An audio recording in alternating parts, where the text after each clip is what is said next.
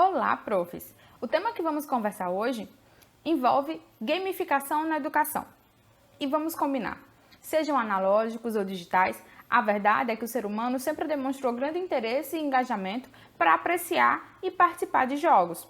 E foi justamente daí que surgiu o termo de gamificação, que está relacionado ao uso de mecânicas e dinâmicas de jogos para engajar pessoas, resolver problemas ou melhorar a aprendizagem, como é no caso da educação.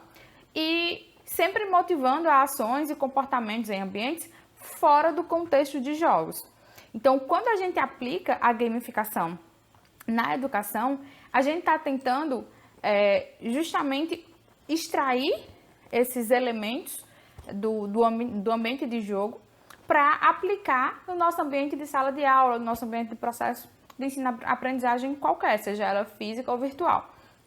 E dentre tantos elementos que podemos aplicar, a gente pode citar a questão do uso de personagens, de avatar, desafios, rankings, premiação.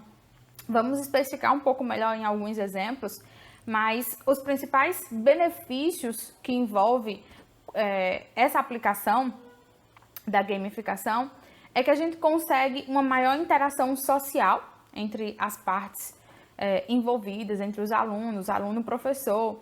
A gente percebe um desenvolvimento da criatividade, já que é um ambiente que vai estar mais aberto à interação e à entrega.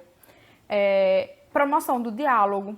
Também se percebe um estímulo ao protagonismo, porque o aluno, ao ser entregue um problema para ele, ele vai precisar se engajar para resolver aquele problema. Então, de algum modo, ele se torna um dos atores principais daquela narrativa do processo de ensino-aprendizagem.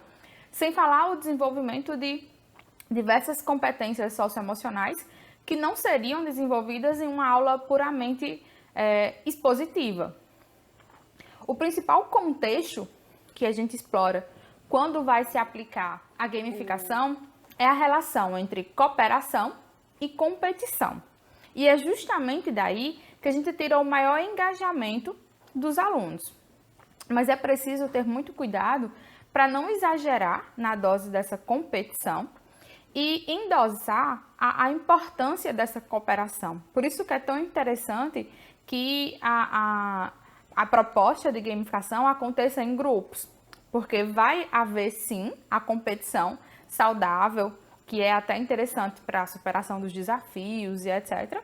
Mas vai haver essencialmente cooperação entre os alunos que estão em um mesmo grupo. Então, essa cooperação vai se intensificar e vai estar relacionada à busca da vitória, a uma experiência mais prazerosa. Vai ser muito mais desafiador nesse sentido. E já que eu falei em experiência, esse é um dos pontos muito importantes que precisam ser pensados quando a gente trabalha com gamificação. A gente precisa tirar um pouco o foco do ensino e focar nos cenários de aprendizagem, focar no que ele está aprendendo, tentar encantar. E quando a gente fala em encantar, não é apenas o aluno, é encantar também os professores. A gente precisa viver uma boa experiência em sala de aula e os relacionamentos são essenciais para essa boa experiência.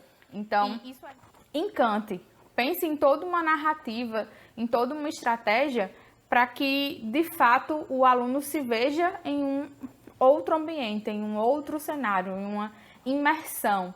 E isso vai ser enriquecedor, não só do ponto de vista da aprendizagem, mas do ponto de vista da experiência que ele está tendo durante aquele momento. Mas, falando de todos esses conceitos, falando de todas essas vantagens, como começar? Como aplicar? Primeiro, é preciso ter um planejamento. A gente precisa, enquanto professor, saber muito bem o que vamos fazer. As regras desse jogo precisam ser muito bem definidas, igual a qualquer jogo. Então, é sempre bom lembrar o conceito da gamificação. É extrair os elementos dos jogos para um ambiente que não é de jogo. Então, se a gente vai jogar dominó, se a gente vai jogar xadrez, independente do jogo que a gente for jogar, existem regras. E é importante que eu vá jogar já sabendo dessas regras. Eu não posso já entrar no jogo e de repente ficar descobrindo as regras no decorrer do jogo. Isso é muito importante para a transparência do processo, para que o aluno não se sinta prejudicado, para que ele saiba exatamente o que ele precisa fazer para conseguir as pontuações, para conseguir a vitória e etc.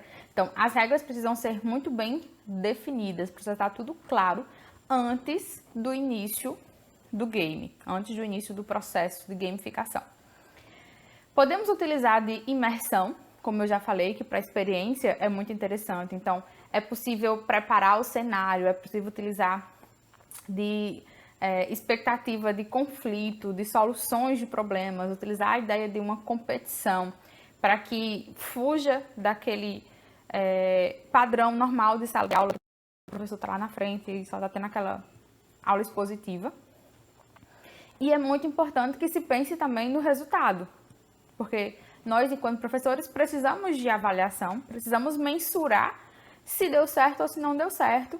E os alunos, quando participam de um processo relacionado a esse, de gamificação, eles querem saber quem ganhou, eles querem saber como ficou no final, quem venceu.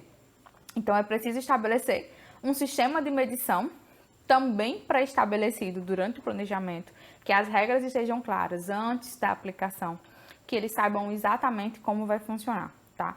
Tudo isso é essencial para que funcione. Além disso, a gente pode pensar em quais elementos vamos utilizar. Além das regras, como eu já mencionei, que são essenciais, podemos pensar na questão das recompensas, em como seria, como aconteceria essas recompensas através da aplicação da narrativa que está sendo feita. Existem várias estratégias, né? A mais básica de todas é pontuação. A mais básica é você simplesmente pontuar, dar um ponto para a turma que ganhou, para a equipe que ganhou. Eu gosto de fazer de formas diferentes. Tem até a maneira de você usar uma moeda social. Tem vários exemplos que, por exemplo, a equipe que ganhou, ele vai ganhar uma pontuação que ele vai poder trocar. Por exemplo, se ele ganhar um ponto ele pode adiar um prazo de uma determinada atividade. 2 pontos ele pode até não entregar uma determinada atividade. 3 pontos ele ganha bônus de meio décimo para uma nota. Enfim, você precisa estabelecer as regras disso e ele tem que saber. É importante que essa premiação seja um fator de motivação para ele, que ele tenha interesse em receber aquela premiação. Então, não adianta ser uma coisa que o aluno não vai ter interesse, ele precisa ter interesse nessa premiação.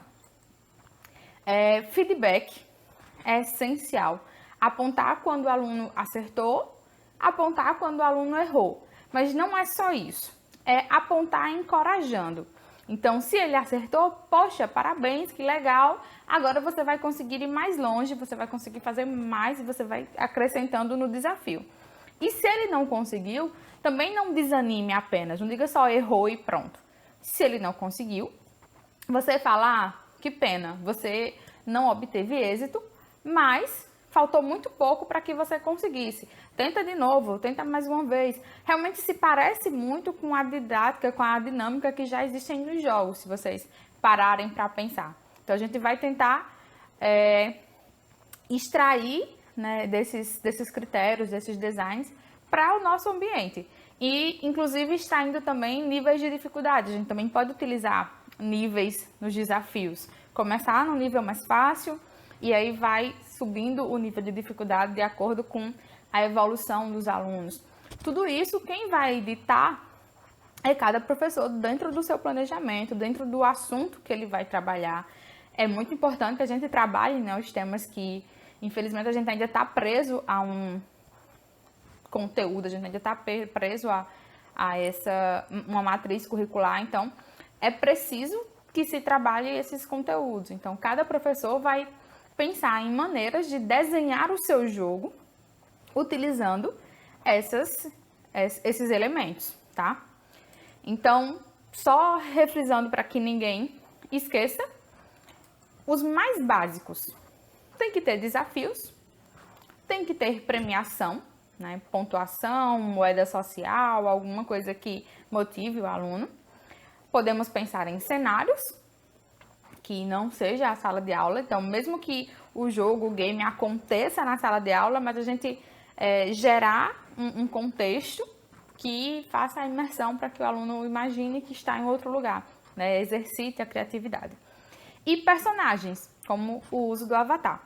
Em relação aos personagens, eu tenho uma sugestão também para explorar, que resolve, inclusive, um dos problemas que nós temos muito enquanto professores, quando o trabalho é em equipe, né? Que às vezes só um faz e os outros não fazem, às vezes dois fazem e o restante não faz.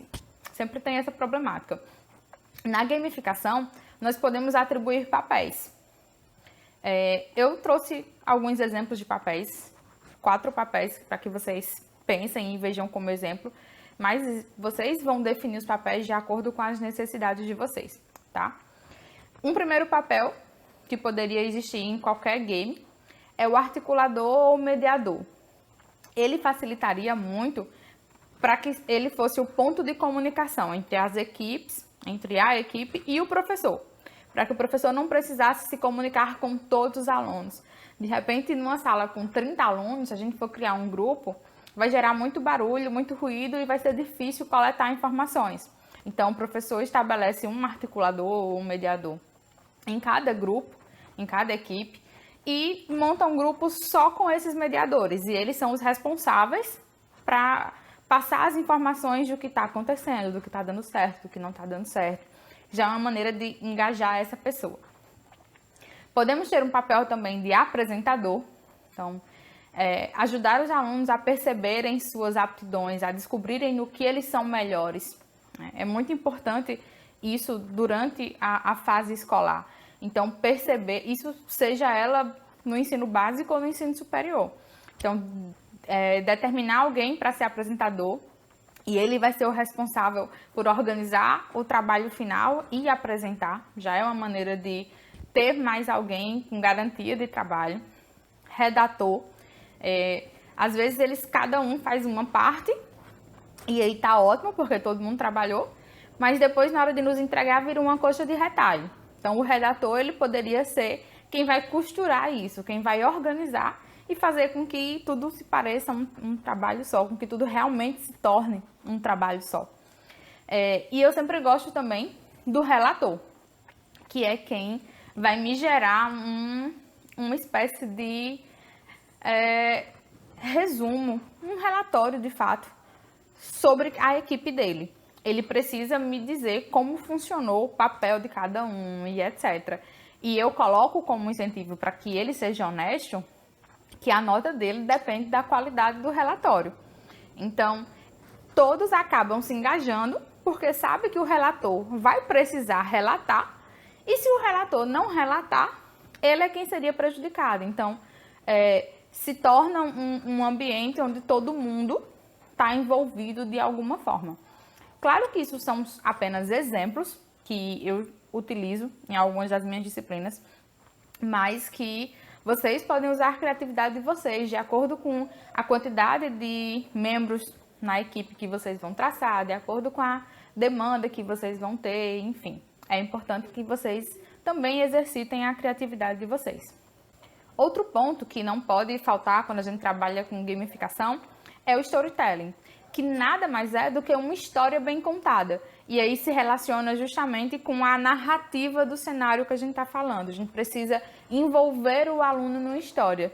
Não adianta apenas ter os desafios soltos e não faça sentido para o aluno. Se fizer sentido, se tiver um contexto para ele seguir, para ele entender, isso vai ser muito mais interessante, vai se tornar muito mais prazeroso para os alunos seguirem. Então, contar uma boa história, ter um início, ter um meio e ter um fim, é muito interessante para se aplicar a gamificação. E, além de tudo isso, nós temos os recursos digitais, né?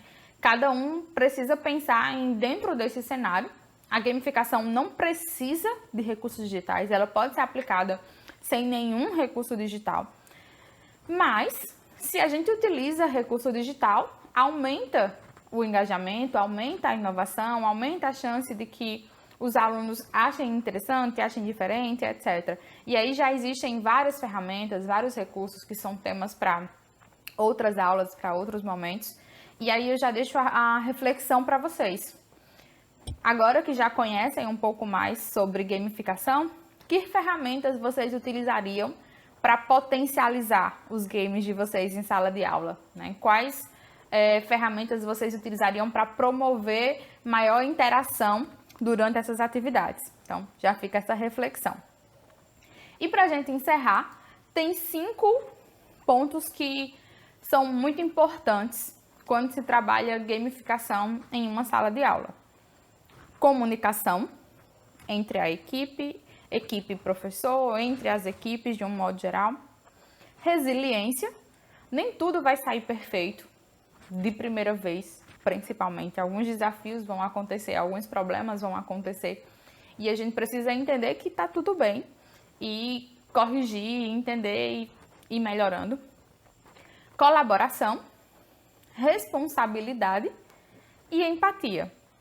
Esses são 5 pontos que, além de serem muito importantes para que funcione, são 5 pontos que a gente acaba ajudando os alunos a desenvolverem melhor quando a gente aplica a gamificação, porque eles vão estar tão envolvidos nesses 5 aspectos, vão estar executando tanto esses 5 aspectos, que acaba que eles também melhoram em relação a isso. Então, estão preparados para o desafio? Claro que não é fácil, precisa de um planejamento alinhado ao nosso conteúdo programático. Inovar é sempre um desafio. Precisamos de uma adequação ao cenário, à realidade em que a gente trabalha. Cada um de vocês, cada um de nós, temos realidades diferentes. E manter o aprendizado é sempre o mais importante, né? Não é a competição da gamificação que é o mais importante. A gente tem que ter em mente, tem que ter cuidado, na verdade, para não perder de vista esse aspecto, né, do aprendizado. A gamificação é apenas uma estratégia para motivar a aprendizagem. Então, se vocês gostaram, né, escolham um post para comentar nas nossas redes sociais e até a próxima.